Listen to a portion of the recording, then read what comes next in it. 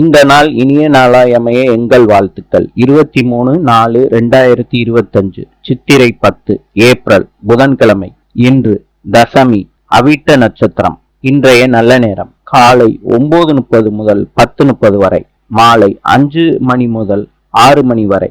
கௌரி நல்ல நேரம் காலை 10:30 முதல் 11:30 வரை, மாலை 6:30 முதல் 7:30 வரை.